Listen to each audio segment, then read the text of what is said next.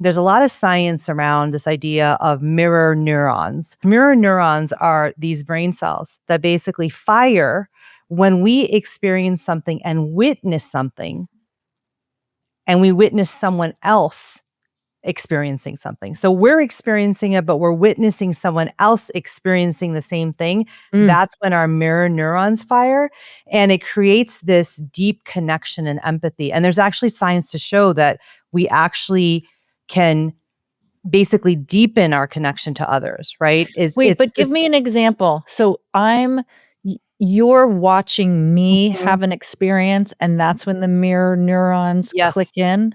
Exactly. And so it allows us to feel with you rather than just for you. So we feel for you, right?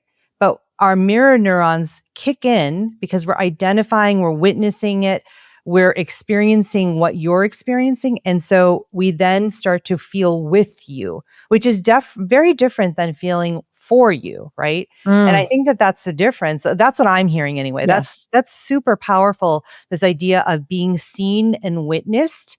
So it's not only for the person who's speaking, is what I'm picking up. It's also for every single person in the group. Yes. There's something powerful happening for them as well. Absolutely. And the connection that is happening in the circle is undeniable. And one of the practices is that when you hear the truth being spoken, when you say something that I relate to, that I say yes and as a way to be like yes and, or I snap my fingers, or I put my hand on my heart.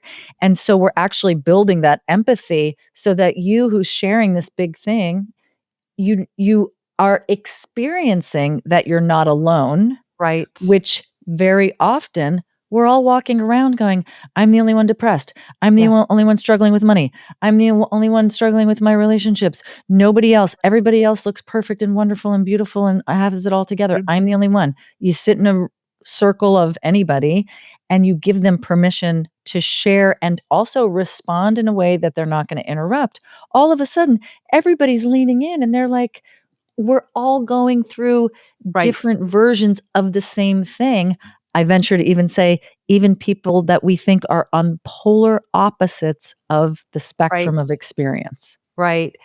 Yeah, and this is also bringing up for me this idea of reparenting. Okay, I know I'm getting a little clinical, but these are the things I'm thinking about, Clinical, right? get clinical. I love it. So reparenting, right? This idea that when you didn't have these secure, social connections and attachments as a child, it's almost like what you described to me of your first experience sitting in a circle was almost like, and I'm not making any assumptions, but it's almost like a way that you are reparenting yourself.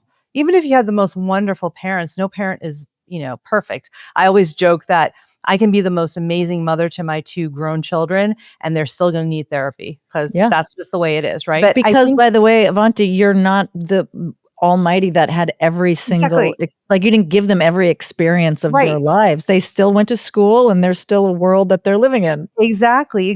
But it sounds like what happens in a way maybe is that you almost have this container in which you are being seen and witnessed by so many people and held by them. No one's interrupting you. No one's saying, oh, it's going to be okay. They're just holding you like a parent would. That's right. Right? I have a line that I wrote that I use often, which is, circles do for women what women do for everybody else. Oh, wait. Damn. Say that again. Yeah. Circles do for women what women do for everyone else. So we're the ones nurturing, feeding, holding, supporting, witnessing, tending to. Like we're whether you're a mother or not, you are out there doing so much for so many, being of service, volunteering, structuring, leading, teaching, doctoring, but you're doing so much. The circle space for me and for many women is a place for us to go, for us to recharge, for us to be filled, to be held, to be witnessed.